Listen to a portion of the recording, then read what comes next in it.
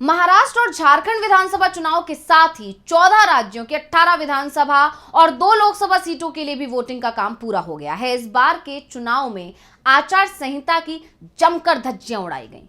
कांग्रेस की तरफ से तो रोज ही चुनाव आयोग के दफ्तर में दस्तक दी गई। रोज ही कांग्रेस ने शिकायत की कि बीजेपी किस तरह से दुष्प्रचार कर रही है, चुनाव आयोग के जो गाइडलाइंस है उनकी धज्जियां उड़ा रही है।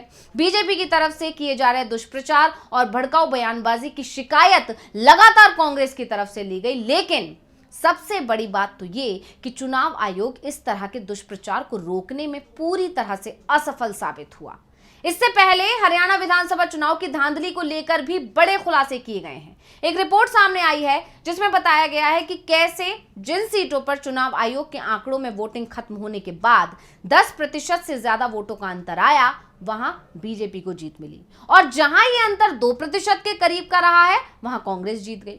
और अब चुनावों को लेकर एक खबर सुप्रीम कोर्ट से भी आ रही है। सीजेआई संजीव खन्ना ने चुनाव में हुए धांधली पर सख्त एक्शन लिया है। तो क्या है ये पूरा मामला और क्यों सीजेआई संजीव खन्ना हुए हैं हैरान, इसी पर आज हम अपनी स्पेशल रिपोर्ट में करेंगे चर्चा। नमस्कार, मैं हूं अंशिता। वोटिंग से ठीक एक दिन पहले महाराष्ट्र में बीजेपी के राष्ट्रीय महासचिव विनोद तावड़े पर आरोप लगता है कि वो वोटरों को पैसे बांट रहे हैं और इसका बाकायदा एक वीडियो भी सामने आया। 5 करोड़ रुपए साथ लाए हैं, विनोद तावड़े पर ऐसे आरोप लगे। इसमें 9 लाख से ज्यादा की रकम बरामद भी की गई। तावड़े पर एफआईआर भी दर्ज हुई, लेकिन चुनाव आयोग की तरफ से कोई सख्त एक्शन नहीं लिया गया। इसी तरह झारखंड की अगर बात करें तो झारखंड में तो बीजेपी की तरफ से ऐसे विज्ञापन जारी किए गए जिनके खिलाफ एफआईआर तक दर्ज हुई, लेकिन चुनाव आयोग सोता ही रह गया। और जब चुनाव आयोग ने कोई एक्शन नहीं लिया या चुनाव आयोग सोता नजर आया तो मजबूरन जो विपक्षी पार्टियां हैं उन्हें कोर्ट तक जाना पड़ा, यानी मामला कोर्ट तक पहुंच गया। लेकिन चुनाव आयोग ने फिर भी कोई एक्शन नहीं लिया और एक्शन लिया भी तो तब जब चुनाव प्रचार बिल्कुल समाप्त ही होने वाला था। आयोग ने नोटिस जारी किए हैं, बीजेपी के एक चुनावी विज्ञापन को सोशल मीडिया से हटाने को कहा है, लेकिन यह सब तब हुआ जब तक यह विज्ञापन अपना काम पूरा कर चुका था। यानी शिकायत की गई थी 10 तारीख को, शिकायत की गई थी 4 नवंबर को, लेकिन उस पर एक्शन होता है 18 नवंबर को, यानी 20 नवंबर से ठीक 2 दिन पहले। जैसा कि आप जानते हैं कि 20 नवंबर को झारखंड में दूसरे चरण के लिए मतदान होना था और महाराष्ट्र में मतदान होना था। तो 2 दिन पहले यानी 18 नवंबर को जब चुनाव आयोग ने एक्शन लिया भी तो इस पर भी सवाल खड़े हो गए कि अब एक्शन लेने से क्या होगा। खैर, आगे बढ़ते हैं। तो अभी हरियाणा में जो चुनाव हुए उन्हें लेकर जो कुछ हुआ है उसे भी लोग भूले नहीं है, उस पर भी चुनाव आयोग घिरा हुआ है। चुनाव में हुई धांधलियों को लेकर कांग्रेस की तरफ से लगातार शिकायत की गई हैं और शिकायतें की जा रही हैं। और कांग्रेस की शिकायतों को लेकर चुनाव आयोग ने जवाब में जो तंज कसा वो शायद भारत के चुनावी इतिहास में किसी भी चुनाव आयुक्त की तरफ से नहीं कसा गया था। इसके बाद कांग्रेस की तरफ से यह भी कहा गया कि ऐसा लगता है जो ये लेटर आया है चुनाव आयोग की तरफ से ये बीजेपी के दफ्तर में बैठकर लिखा गया है, क्योंकि चुनाव आयोग की तरफ से कहा गया कि हमने कांग्रेस को शिकायत करने का मौका दिया। इसे लेकर कांग्रेस ने चुनाव आयोग को ही घेर लिया था और सुप्रीम कोर्ट तक जाने की बात कह दी थी। ऐसे में चुनाव आयोग की निष्पक्षता पर लगातार सवाल उठते रहे हैं और अभी भी सवाल बने हुए हैं।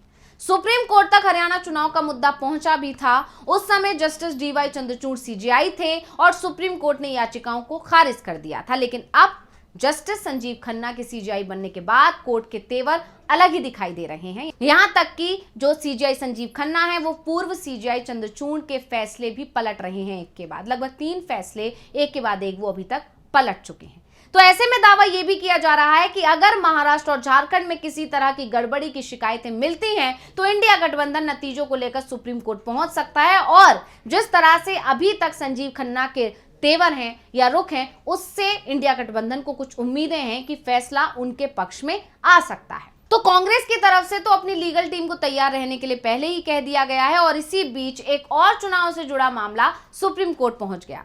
यह मामला पंजाब का है। पंजाब में हाल ही में पंचायत चुनाव हुए हैं। 13,000 पंचायत पदाधिकारियों में से 3,000 निर्विरोध निर्वाचित हो गए और सबसे बड़ी बात, जो पंचायत पदाधिकारी निर्विरोध चुनाव जीते हैं उन्हें लेकर विरोधियों ने आरोप लगाए हैं कि निर्विरोध चुनाव हो इसलिए विपक्ष में किसी को नामांकन ही नहीं करने दिया गया और कुछ लोग नामांकन करने में कामयाब भी हो गए तो छोटे छोटे कारण बताकर उन्हें खारिज कर दिया गया। सीजेआई संजीव खन्ना और जस्टिस संजय कुमार की पीठ चुनाव से जुड़ी याचिकाओं को सुना, उम्मीदवारों के नामांकन पत्रों को खारिज करने और अन्य चुनावी अनियमितता का आरोप लगाने संबंधी याचिका पर पहले नोटिस जारी किए थे।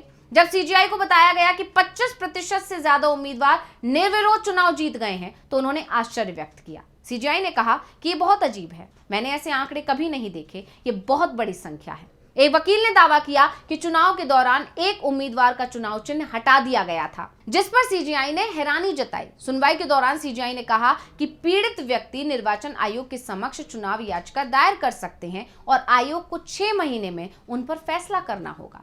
सुप्रीम कोर्ट ने यह भी कहा कि जिन उम्मीदवारों के नामांकन पत्र खारिज कर दिए गए हैं या फाड़ दिए गए हैं, वो भी अपनी शिकायतें लेकर पंजाब एवं हरियाणा हाई कोर्ट जा सकते हैं। अदालत ने यह भी कहा कि उनकी याचिकाओं को सीमा अवधि के उल्लंघन के आधार पर खारिज नहीं किया जा सकता। सीजेआई ने कहा कि याचिकाओं को गुण दोष के आधार पर निपटाया जाना चाहिए। आदेश में कहा गया है, हम याचिकाकर्ता को चुनाव याचिका दायर करने की अनुमति देते हैं। राज्य निर्वाचन आयोग 6 महीने में याचिकाओं पर फैसला करेगा। देरी होने पर याचिकाकर्ता हाईकोर्ट जा सकते हैं। आदेश में यह भी कहा गया है कि जिन लोगों के नामांकन खारिज कर दिए गए या कागजात फाड़ दिए गए, वे कानून के अनुसार हाईकोर्ट के समक्ष समीक्षा याचिका दायर कर सकते हैं। अगर हाईकोर्ट में उनकी याचिका खारिज कर दी जाती है, तो याचिकाकर्ताओं को इस अदालत में आने का अधिकार है। तो सीजेआई ने जिस तरह से पंचायत चुनाव को लेकर सख्ती दिखाई है, उसके बाद से कहा जा रहा है कि अगर महाराष्ट्र और झारखंड विधानसभा चुनाव में भी किसी तरह की गड़बड़ी की शिकायतें मिलती हैं, तो सीजेआई बेहद सख्त रुख दिखा सकते हैं। आपको बता दें कि हरियाणा विधानसभा चुनाव ही नहीं, लोकसभा चुनाव को लेकर भी धांधली की गई, शिकायतें कोर्ट तक पहुंची हैं और इसमें से कई शिकायतों पर हाईकोर्ट में सुनवाई भी चल रही है। और जिस तरह से सीजेआई ने पंजाब के मामले में 6 महीने के अंदर निर्वाचन अधिकारी को शिकायत पर फैसला करने को कहा है, उसके बाद से कहा जा रहा है कि लोकसभा चुनाव को लेकर जो शिकायतें की गई थी, उन पर भी जल्दी ही फैसला आ सकता है। सीजेआई संजीव खन्ना के तेवरों से विपक्षी दलों को बड़ी उम्मीद दिखाई दे रही है। वैसे विपक्षी गठबंधन को इस बार शायद ही कोर्ट की शरण लेने की जरूरत पड़े, लेकिन जिस तरह से कुछ टीवी चैनलों की तरफ से एग्जिट पोल जारी किए गए हैं, उसके बाद जरूरी विपक्षी गठबंधन को धांधली की आशंका दिखाई दे रही है, क्योंकि चुनाव के दौरान जो स्थिति दिखाई दे रही थी, वो पूरी तरह से बीजेपी के खिलाफ दिखाई दे रही थी। उसके बावजूद एग्जिट पोल में चल रहे खेल ने विपक्षी गठबंधन को सतर्क कर दिया है। इसके बाद ये तय माना जा रहा है कि अगर इस बार चुनाव नतीजे उम्मीदों के उलट आते हैं, तो इंडिया गठबंधन चुनाव नतीजों को चुनौती दे सकता है कोर्ट में। तो यहाँ पर देखा जा सकता है कि सीजेआई संजीव खन्ना जिस तरह से मामलों को उठा रहे हैं, जिस तरह से डीवाई चंद्रचूड़ के फैसलों को एक के बाद एक पलट रहे हैं, उससे इंडिया गठबंधन यानी तमाम विपक्षी दलों के साथ साथ आम जनता की उम्मीदें भी उनसे जुड़ गई। अब देखना ये होगा कि वो कब तक जनता की उम्मीदों पर खरे उतरते हैं। तो ये रिपोर्ट आपको कैसी लगी, हमें कमेंट करके अपनी राय जरूर दीजिएगा। इसी के साथ मुझे दीजिए इजाजत। देखते रहिए टीवी लाइव। नमस्कार।